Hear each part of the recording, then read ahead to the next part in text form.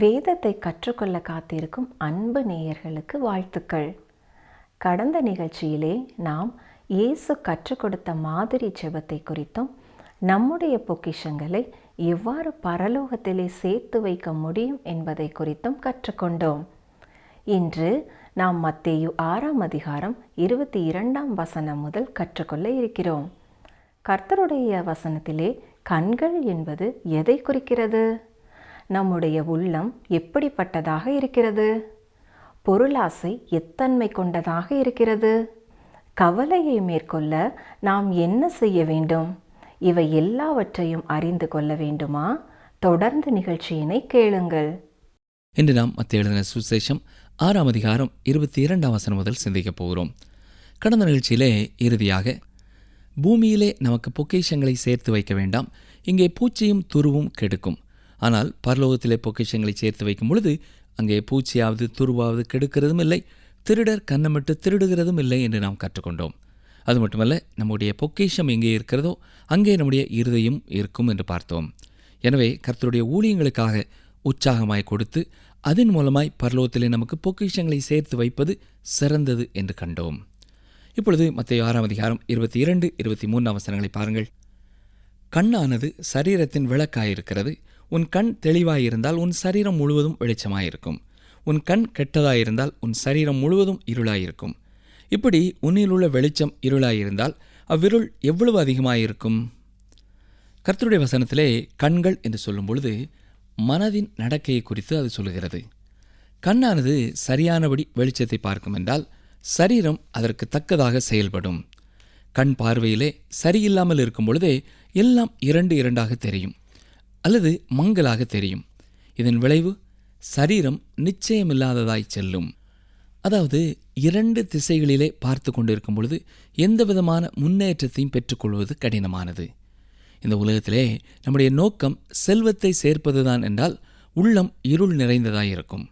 ஆனால் நம்முடைய நோக்கம் தேவனுக்கு மகிமையை கொடுப்பது என்றால், தேவனுக்கு சேவை செய்வது என்றால் நம்முடைய உள்ளம் பிரகாசமானதாயிருக்கும். வெளிச்சமாய் இருக்க வேண்டியது இருளாயிருக்கும். இருளானது நம்மை கட்டுப்படுத்தி நடத்தும் பொழுது விளைவுகளும் விபரீதமானதாகவே இருக்கும். பொருளாசையானது நம்முடைய மன விருப்பத்தையும் அடிமைப்படுத்தும் வல்லமை உள்ளது. ஒரே நேரத்தில் இரண்டு எஜமான்களுக்கு நாம் ஊழியம் செய்ய முடியாது. ஒன்று இயேசு கிறிஸ்துவுக்கு நாம் ஊழியம் செய்ய வேண்டும், இல்லை என்றால் பணத்திற்கு நாம் ஊழியம் செய்ய வேண்டும். பணத்திற்கு ஊழியம் செய்யும் பொழுது அது நம்முடைய தெய்வமாகி விடுகிறது. வசனம் 24 பாருங்கள். இரண்டு எஜமான்களுக்கு ஊழியம் செய்ய ஒருவனாலும் கூடாது. ஒருவனை பகைத்து மற்றவனை சிநேகிப்பான், அல்லது ஒருவனை பற்றி கொண்டு மற்றவனை அசட்டை பண்ணுவான். தேவனுக்கும் உலகப் பொருளுக்கும் ஊழியம் செய்ய உங்களால் கூடாது. ஆம் பிரியமானவர்களே, இந்த உலகத்திலே பணம் நமக்கு தேவையானதாயிருந்தாலும் பணமே நம்முடைய வாழ்க்கையின் குறிக்கோளாகிவிடக்கூடாது. 1 தீமோத்தேயு 6ஆம் அதிகாரம் 9ஆம் வசனத்தில் என்ன வாசிக்கிறோம்? ஐஸ்வர்யவான்களாக விரும்புகிறவர்கள் சோதனையிலும் கண்ணியிலும் மனுஷரை கேட்டிலும் அழிவிலும் அமிழ்த்துகிற மதிகேடும் சேதமுமான பலவித இச்சைகளிலும் விழுகிறார்கள். நம்முடைய வாழ்க்கையிலே நமக்கு செல்வம் வேண்டும் என்று கர்த்தர் விரும்புவார் என்றால் அதை நாம் அவருடைய நாம மகிமைக்கே பயன்படுத்துவோம் என்றால் செல்வமானது ஒரு ஆசீர்வாதமானதாக இருக்கும். ஆனால் செல்வம் நமக்கு கிடைக்கும் பொழுது அதுவே நம்முடைய வாழ்க்கை என்றாகி போகும் பொழுது அதற்கான விளைவுகளையும் நாம் தான் அனுபவிக்க வேண்டும். உலக பொருட்களுக்கு முக்கியத்துவம் கொடுப்போம் என்றால் செல்வத்தை சேர்ப்பதை குறித்தே நாம் எண்ணமுள்ளவர்களாக இருந்து கவலை உள்ளவர்களாகவும் துக்கம் நிறைந்தவர்களாகவும் மாறிப்போவோம். பணத்தின் பின்னாலே செல்கிறவர்கள் பணம் தங்கள் பிரச்சனைகளுக்கு தீர்வு என்று எண்ணுகிறார்கள். ஆனால் உண்மையில் செல்வமானது மேலும் மேலும் பிரச்சனைகளையே கொண்டு வரும். செல்வம் தவறான ஒரு பாதுகாவலையே கொடுக்கிறதாயிருக்கிறது. அப்படிப்பட்ட உணர்வின் முடிவு பரிதாபமானதாயிருக்கும். வசனம் 25 என்ன சொல்கிறது? ஆகையால் எண்ணத்தை உண்போம், எண்ணத்தை குடிப்போம் என்று உங்கள் ஜீவனுக்காகவும், எண்ணத்தை உடுப்போம் என்று உங்கள் சரீரத்துக்காகவும் கவலைப்படாதீர்கள் என்று உங்களுக்கு சொல்கிறேன். ஆகாரத்தை பார்க்கிலும் ஜீவனும் உடையை பார்க்கிலும் சரீரமும் விசேஷித்தவைகள் அல்லவா என்று இயேசு கிறிஸ்து கூறுகிறார். மத்தேயு 6ஆம் அதிகாரத்தின் இறுதி பகுதியிலே ஆண்டவராய் இயேசு கிறிஸ்து உலகப் பொருளான இன்னும் சில காரியங்களை குறித்து பேசுகிறார். நமது வாழ்க்கையிலேயும் தேவையான உலகப் பொருட்களை குறித்தும் நாம் கவலைப்படக்கூடாது என்கிறார். வசனம் 26 பாருங்கள். ஆகாயத்து பட்சிகளை கவனித்து பாருங்கள். அவைகள் விதைக்கிறதுமில்லை, அறுக்கிறதுமில்லை, களஞ்சியங்களில் சேர்த்து வைக்கிறதுமில்லை. அவைகளையும் உங்கள் பரமபிதா பிழைப்பூட்டுகிறார். அவைகளை பார்க்கிலும் நீங்கள் விசேஷித்தவர்கள் அல்லவா? கவனித்தீர்களா? பறவைகளால் விதைக்க முடியாது, பறவைகளால் அறுக்கவும் முடியாது. அது மட்டுமல்ல, களஞ்சியங்களிலே பறவைகள் தங்களுக்கென்று எந்த தானியங்களையும் சேர்க்க முடியாது. ஆனால் என்னாலும் உங்களாலும் இந்த காரியங்களை செய்ய முடியும்.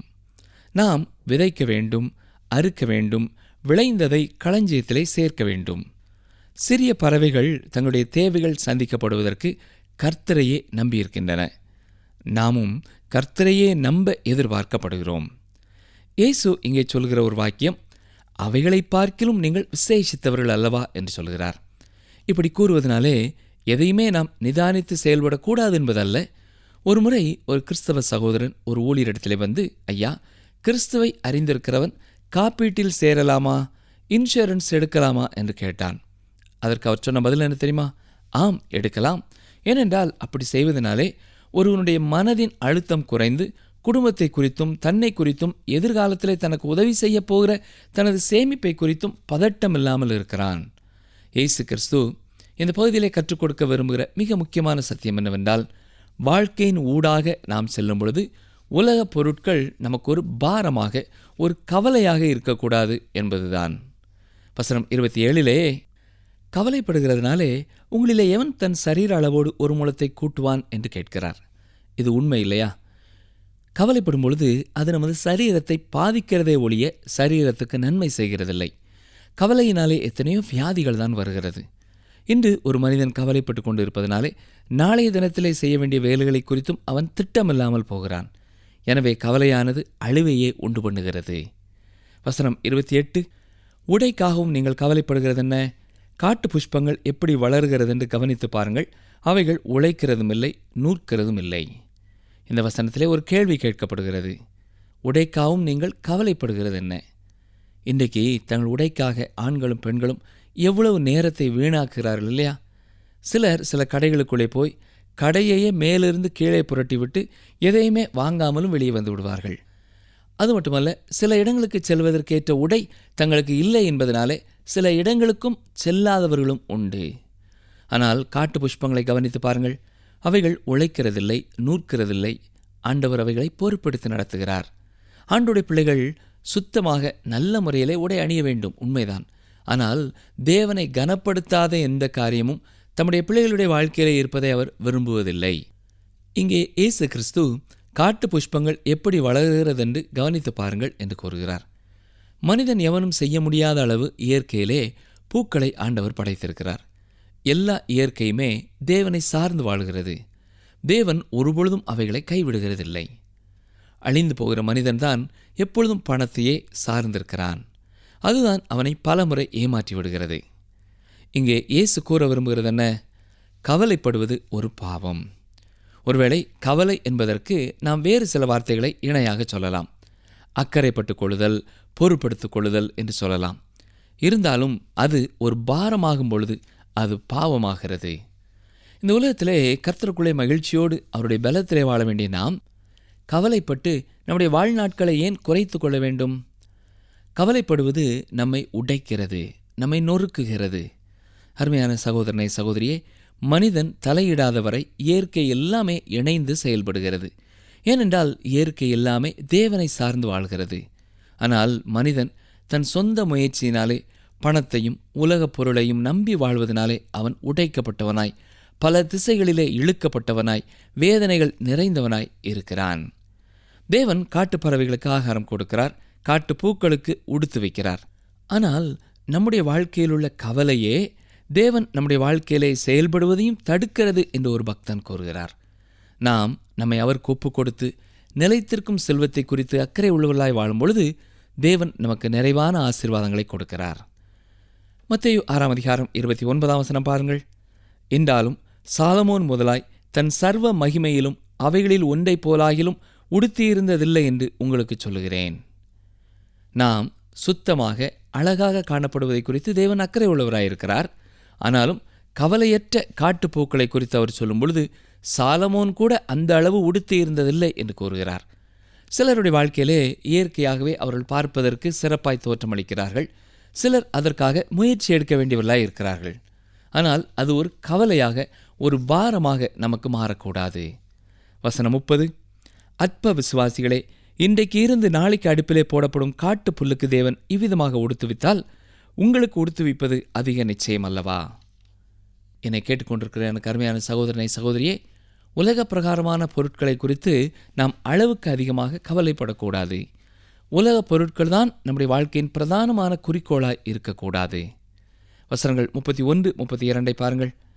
ஆகையால் என்னத்தை உண்போம், என்னத்தை குடிப்போம், என்னத்தை உடுப்போம் என்று கவலைப்படாதீர்கள். இவைகளை எல்லாம் அஞ்ஞானிகள் நாடி தேடுகிறார்கள். இவைகளெல்லாம் உங்களுக்கு வேண்டியவைகள் என்று உங்கள் பரமபிதா அறிந்திருக்கிறார். அருமையானவர்களே, உலக பொருட்களுக்காக கவலைப்பட்டு கலங்குவது அஞ்ஞானிகளைப் போல, அதாவது தேவனை அறியாதவர்களைப் போல வாழச் செய்கிறது.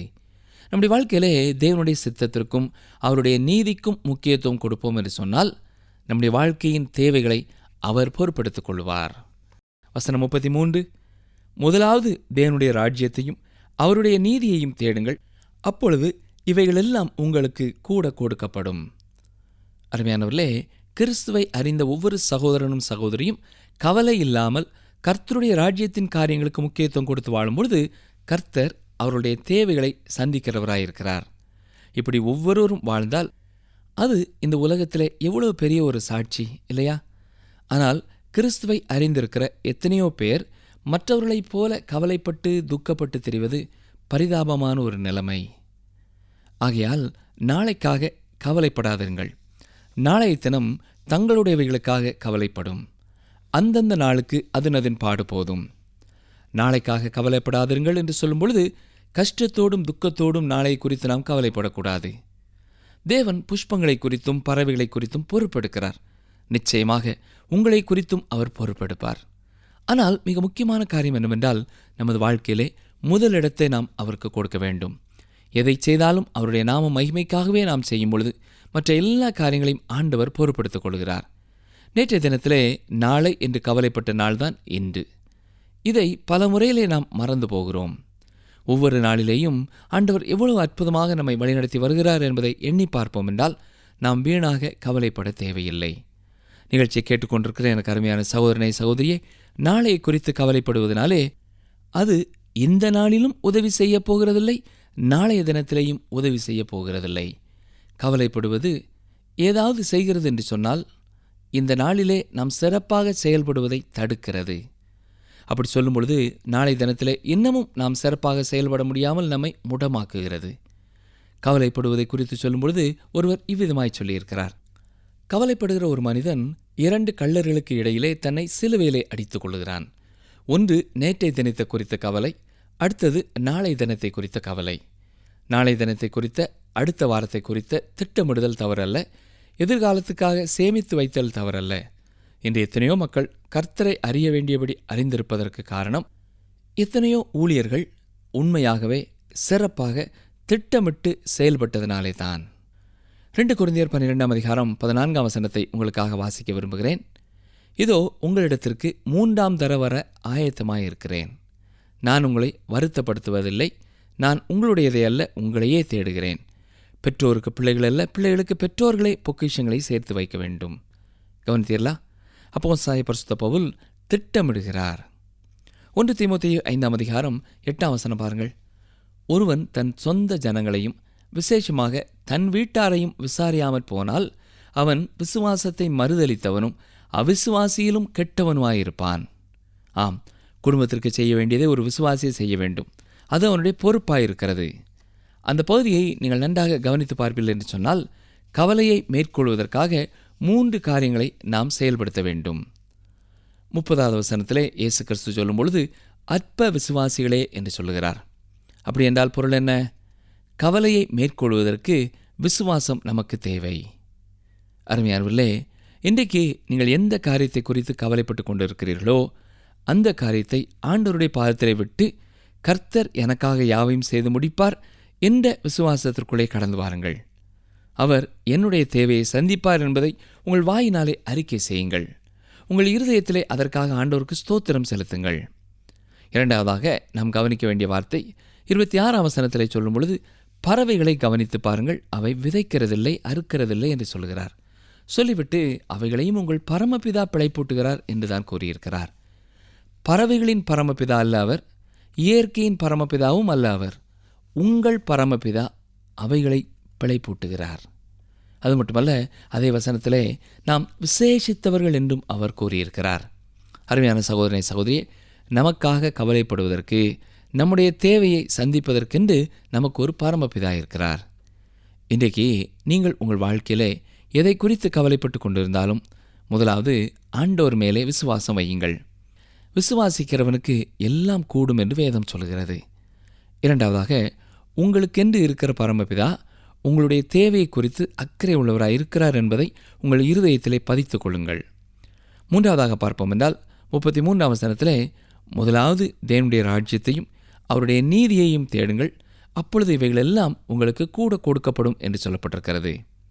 அப்படி என்றால் நாம் உலக பிரகாரமான காரியங்களுக்காக கவலைப்படுவதற்கு முன்னதாக செய்ய வேண்டிய ஒரு காரியம் இருக்கிறது.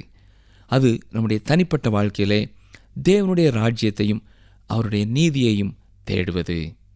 தேவனுடைய நாமம் மகிமைப்படும்படியாக நம்முடைய வாழ்க்கையின் எல்லா காரியங்களிலேயும் அவருக்கு முதலிடம் கொடுப்பது.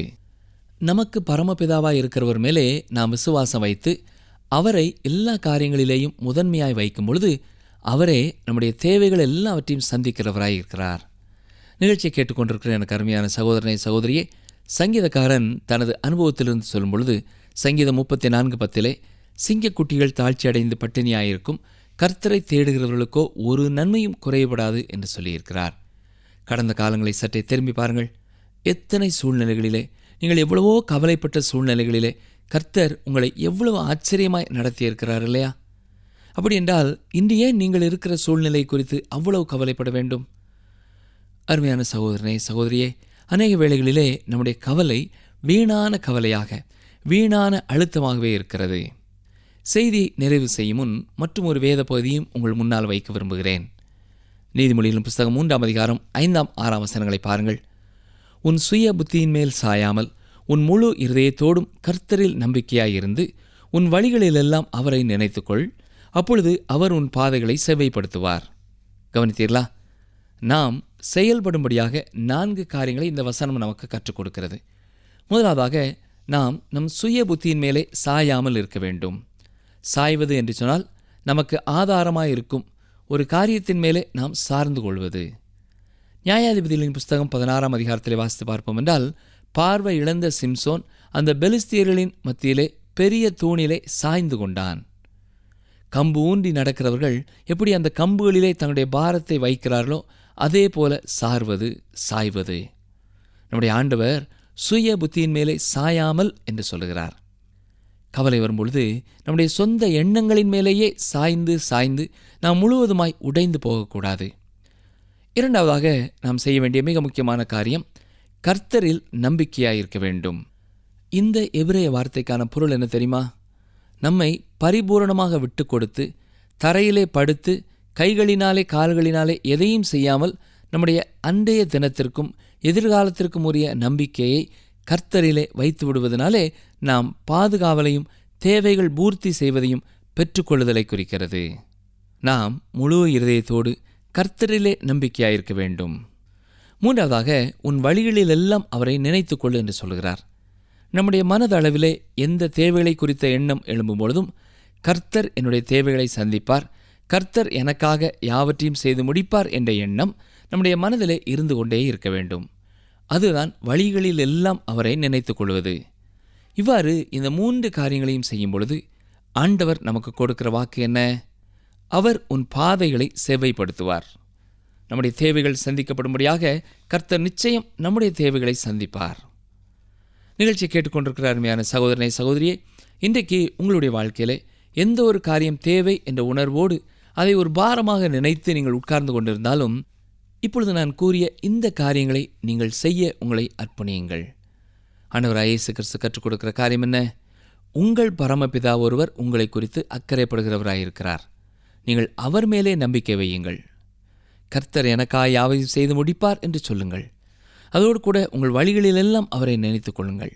எல்லா காரியங்களிலுமே அவருடைய நாமம் மகிமைப்பட வேண்டும் என்ற எண்ணம் உள்ளவர்களாய், ஆண்டவருடைய பிள்ளைகளாய் ஜீவிப்பதற்கு, அவருடைய ராஜ்யத்தின் புத்திரராய் வாழ்வதற்காக முதலாவது நீங்கள் முயற்சியிடுங்கள்.